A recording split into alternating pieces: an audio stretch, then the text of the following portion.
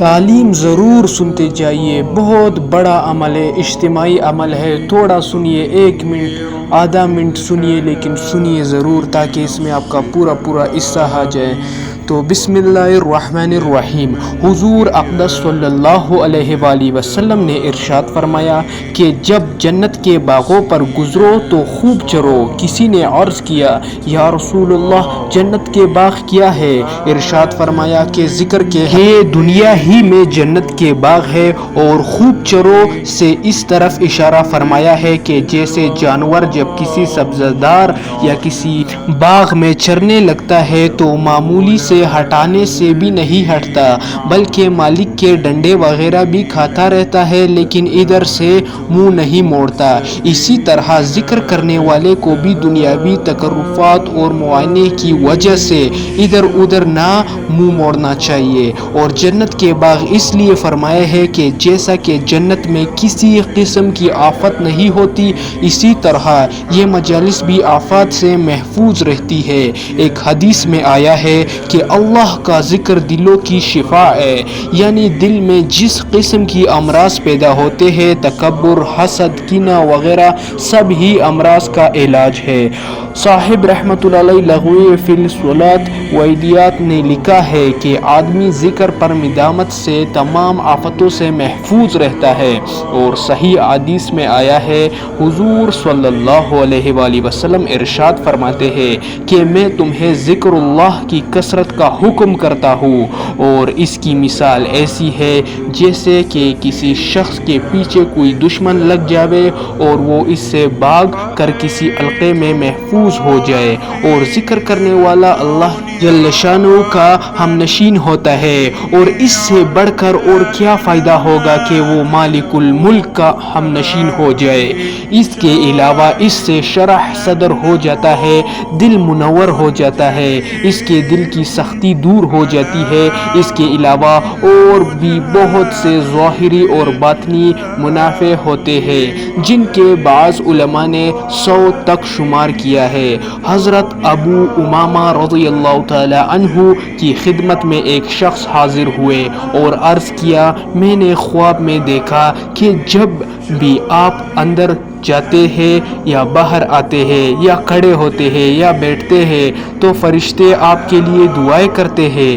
ابو امامہ رضی اللہ تعالی عنہ نے فرمایا، اگر تمہارا دل چاہتا ہے تو تمہارے لیے بھی دعائیں کر سکتے ہیں۔ پھر یہ آیات پڑھی، یا ایھا الذین آمنوا اذکروا اللہ ذکرا کثیرا رحیمہ تک۔ گویا اس طرف اشارہ ہے کہ حق تعالی شانہ کی رحمت اور ملائکہ کی دعائیں تمہارے ذکر پر متفرد ہے، جتنا تم ذکر کرو گے اتنا ہی ادھر سے ذکر ہوگا۔ حضور صلی اللہ علیہ وآلہ وسلم کا ارشاد ہے کہ جو تم میں سے راتوں کو محنت کرنے سے عاجز ہو، یعنی تہجد پڑھنے سے وغیرہ، اور بخل کی وجہ سے مال بھی نہ خرچ کیا جاتا ہو، یعنی نفلی صدقات وغیرہ، اور بزدلی کی وجہ سے جہاد میں بھی شرکت نہ کر سکتا ہو، اس کو چاہیے اللہ کا ذکر کثرت سے کر لیا کرے۔ یعنی ہر قسم کی کوتاہی جو عبادات نفلیہ میں ہوتی ہے، اللہ کے ذکر کی کثرت سے اس کی تلافی کر سکتی ہے۔ حضرت انس رضی اللہ تعالی عنہ حضور صلی اللہ علیہ وآلہ وسلم سے نقل کیا ہے کہ اللہ کا ذکر ایمان کی علامت ہے، اور نفاق سے برات ہے، اور شیطان سے حفاظت ہے، اور جہنم کی آگ سے بچاؤ ہے۔ اور انہی منافع کی وجہ سے اللہ کا ذکر بہت سی عبادتوں سے افضل قرار دیا گیا ہے۔ بالخصوص شیطان آدمی کے دل پر مسلط رہتا ہے، جب وہ اللہ کا ذکر کرتا ہے تو یہ عاجز و ذلیل ہو کر پیچھے ہٹ جاتا ہے۔ آدمی غافل ہوتا ہے تو یہ وسوسے ڈالنے شروع کر دیتا ہے۔ اسی لیے صوفیہ کرام ذکر کی کثرت کراتے ہیں تاکہ قلب میں اس کے وسواس کی گنجائش نہ رہے، اور وہ اتنا قوی ہو جائے کہ اس کا مقابلہ کر سکے۔ یہی راز ہے کہ صحابہ کرام رضی اللہ عنہ اجمعین کو حضور صلی اللہ علیہ وآلہ وسلم کے فیض صحبت سے یہ قوت غالبہ اعلیٰ درجے پر حاصل تھی۔ ایک بزرگ کا قصہ نقل کیا ہے کہ انہوں نے اللہ جل شانہ سے دعا کی کہ شیطان کے وسوسہ ڈالنے کی صورت ان پر مکشف ہو جائے، کہ شیطان کس طرح وسوسے ڈالتا ہے ان کو معلوم ہو جائے۔ تو انہوں نے دیکھا کہ دل کے بائیں طرف مونڈھے کے بچے مچھر کی شکل سے بیٹھا ہے، ایک لمبی سی سونڈ منہ پر ہے جس کو سوئی کی طرح سے دل کی طرف لے جاتا ہے۔ اس کو ذاکر پاتا ہے تو جلدی سے اپنا سونڈ کو کھینچ لیتا ہے، اور غافل پاتا ہے تو اس سونڈ کے ذریعے سے دل میں وسوسے گناہوں کا زہر انجیکشن کے طریقے سے بھر لیتا ہے۔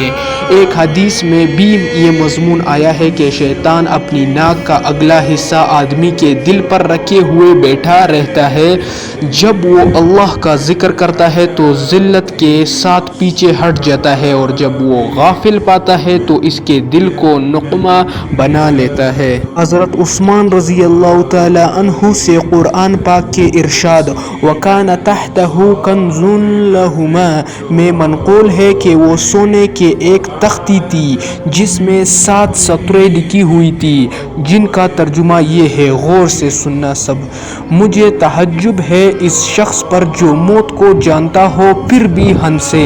2 مجھے تعجب ہے اس شخص پر جو یہ جانتا ہے کہ دنیا و آخرت ایک دن ختم ہونے والی ہے پھر بھی اس میں رغبت کرے۔ نمبر 3 مجھے تعجب ہے اس شخص پر جو یہ جانتا ہو کہ ہر چیز مقدر سے ہے پھر بھی کسی چیز کے جاتے رہنے پر افسوس کرے۔ نمبر 4 مجھے تعجب ہے اس شخص پر جس کو آخرت میں حساب کا یقین ہو پھر بھی مال جمع کرے۔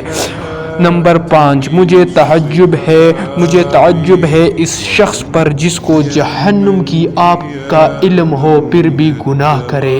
نمبر 6 مجھے تعجب ہے اس شخص پر جو اللہ کو جانتا ہو پھر بھی کسی اور چیز کا ذکر کرے۔ نمبر 7 مجھے تعجب ہے اس شخص پر جس کو جنت کی خبر ہو پھر بھی دنیا میں کسی چیز سے راحت پائے۔